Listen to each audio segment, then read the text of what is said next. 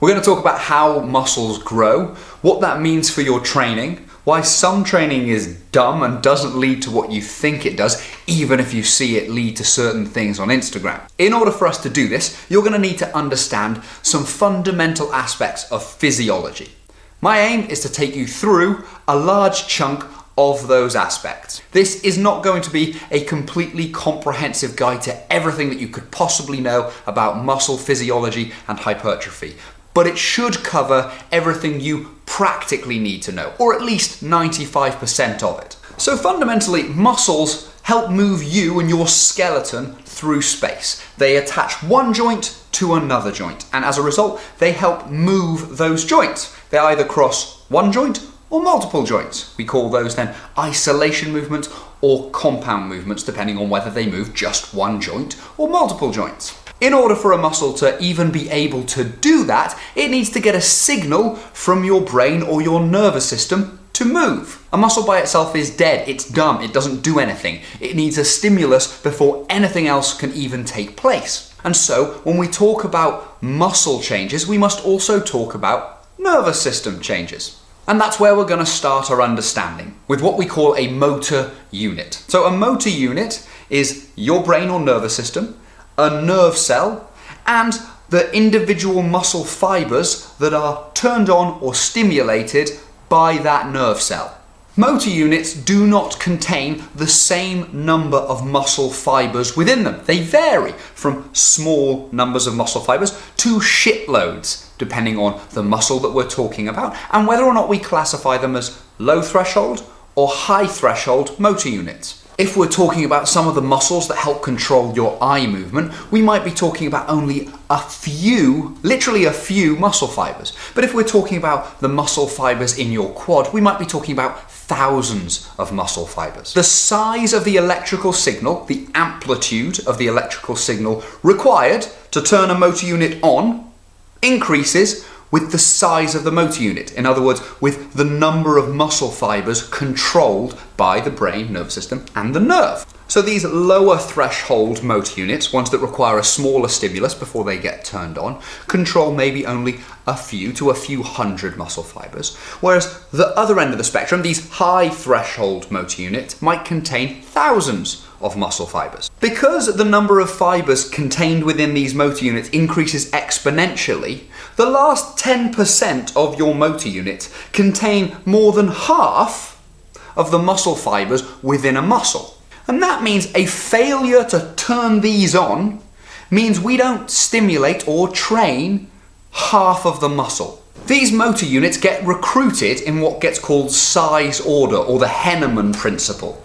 So we recruit first of all the smallest motor unit, the one that contains the fewest muscle fibers. And as the amount of force we need to produce increases, there are a couple of other things that we'll cover later that also change this, but fundamentally the amount of force that we need to produce increases, we recruit more and more of the motor units. So we only get to these highest threshold ones once we've recruited the lower threshold ones. So we need to talk about how do we recruit the whole spectrum. One of the things you should also know is that a muscle fiber itself, when it's contracting, it's either fully contracting or it's completely at rest. It's either producing as much force as that little muscle fiber can, or it's doing sweet FA. We call that the all or nothing principle of muscle fiber recruitment. So if we're trying to create a stimulus for growth, we need to recruit the whole spectrum of motor units. In particular, we need to pay attention to those highest threshold motor units because, as we touched on, they contain over half of the available muscle fibers. Which means if we don't recruit them, we miss out on the growth stimulus of the biggest part of the muscle.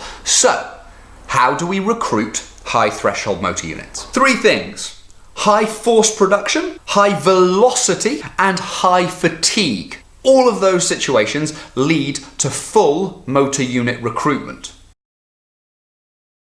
Let's start with high force production. Complete motor unit recruitment ordinarily occurs between 80 to 90% of maximum force output from a muscle, though this does vary quite a lot between muscles, with some of the muscles of the thumb, for example, actually seeing full motor unit recruitment at about 50% of their total force.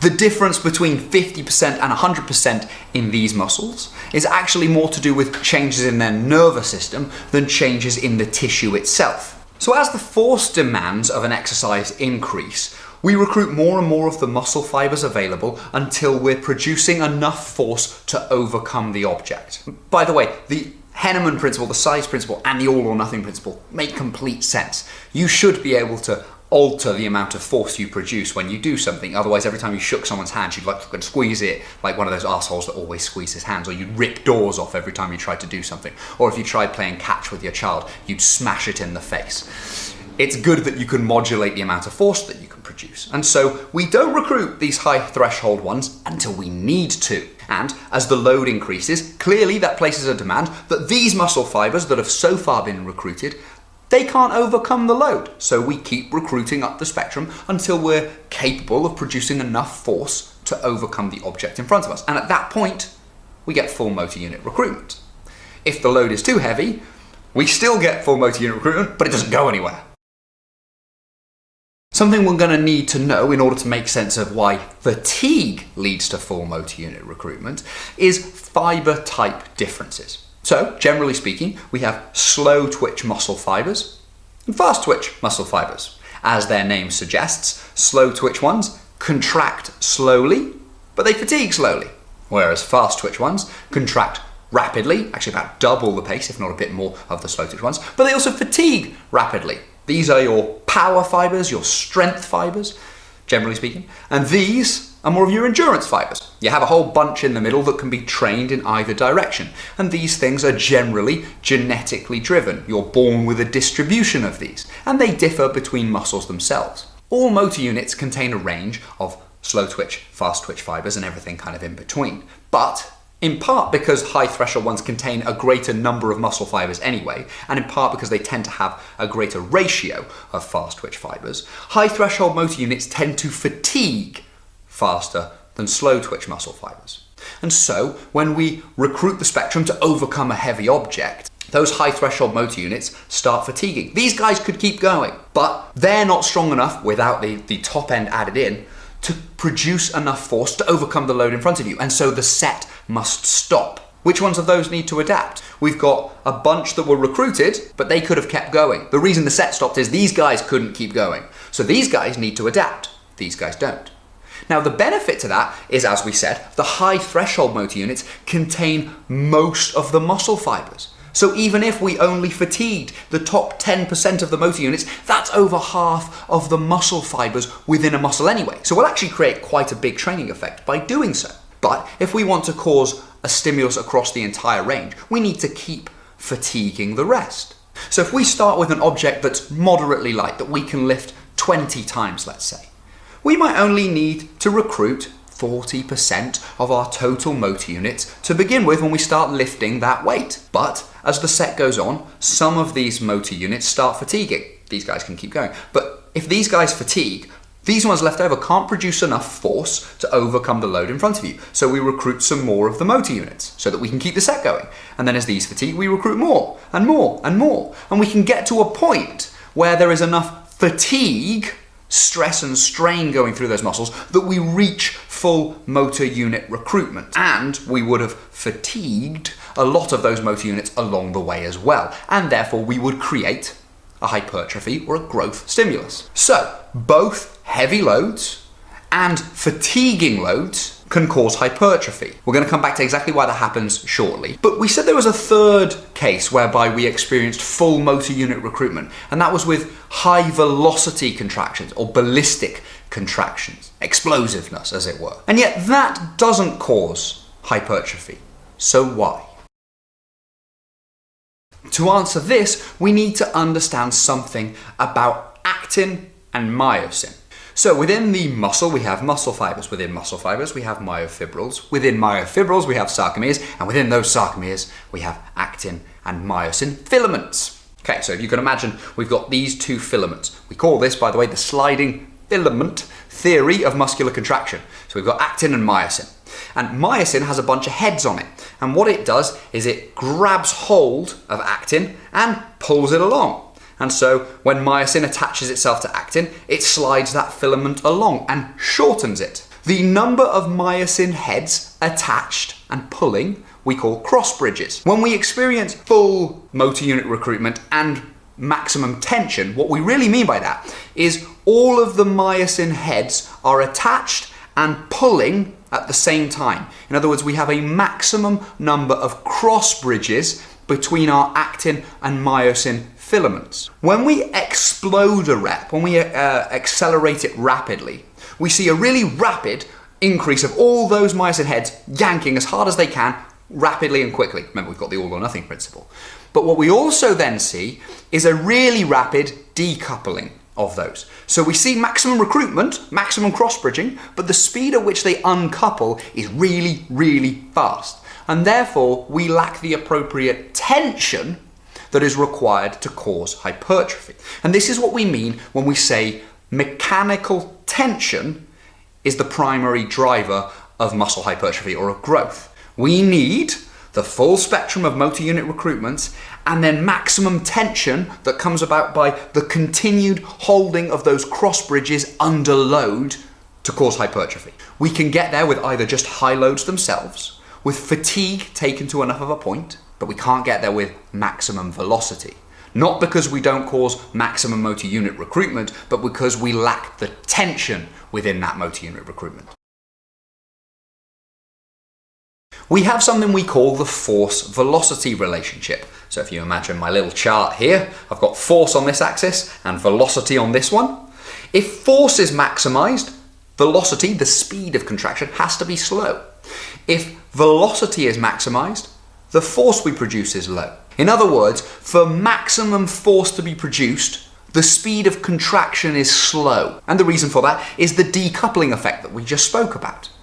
If we're going to have all of the cross bridges active at once, the speed of the bar is actually going to be slow. And this goes back a little bit to the muscle fibers that we spoke about.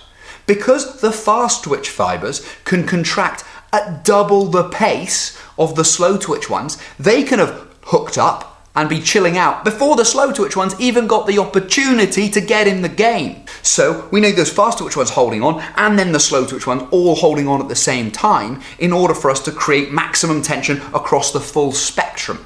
And that's not going to occur when we rapidly accelerate something and use the high end of the velocity curve. So maximum force involves necessarily slow bar speed, or slow speed in general, speed of whatever rep. We don't have to be using a bar, we just call it bar speed. Right, if it's a dumbbell, if it's a kettlebell, if it's if you're moving it slowly, that's slow bar speed. And we don't mean intentionally necessarily slow. Like if I just went,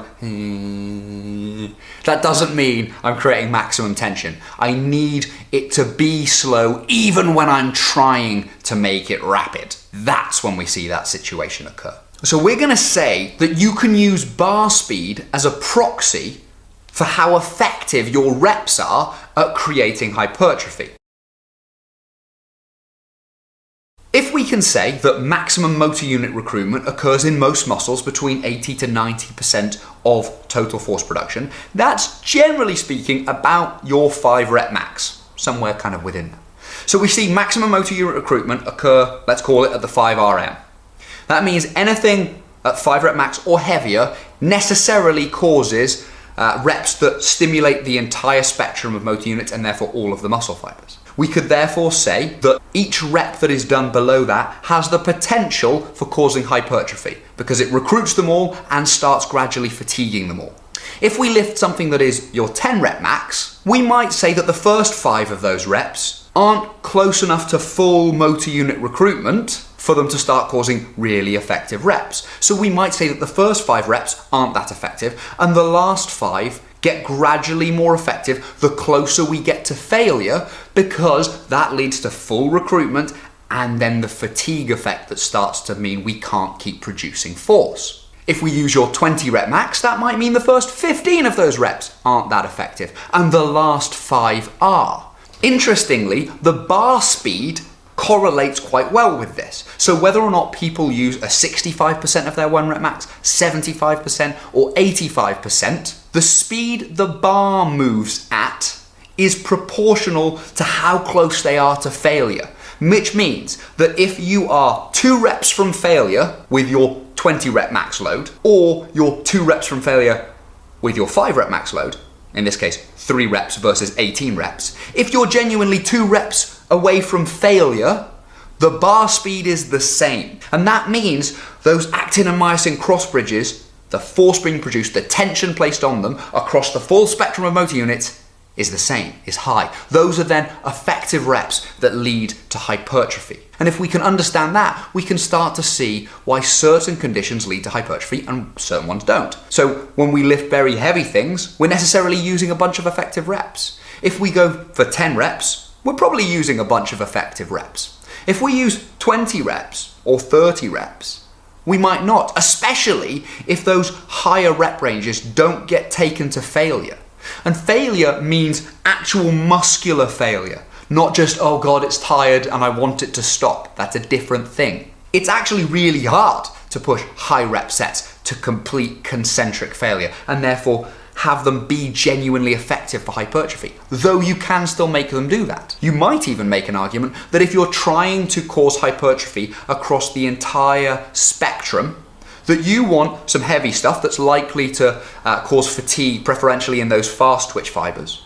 You want some moderate ones for the stuff in the middle, and you want some higher rep ones so that the slow twitch fibers, those slow twitch actin and myosin heads, get enough tension placed upon them that they also see as much hypertrophy as they could. It's always worth remembering that you've got to progress that point as well. There is no reason for your body to change once you've already adapted to it. You're capable, which means you have to nudge it again. And so we call that progression, right? Progressive overload. We gradually do more than you're capable of doing. So even if you understand all these principles, even if you start applying them well, you still have to nudge them up. You still, therefore, have to get stronger. You don't need to be using explosive stuff. You don't need to be doing box jumps and shit where people jump around the place. Yes, you'll see a load of them do it on Instagram. Yes, the camera will be near their arsehole because it looks good for them, but it doesn't mean that's effective. Hopefully, that gives you some idea as to why you see hypertrophy when using high rep stuff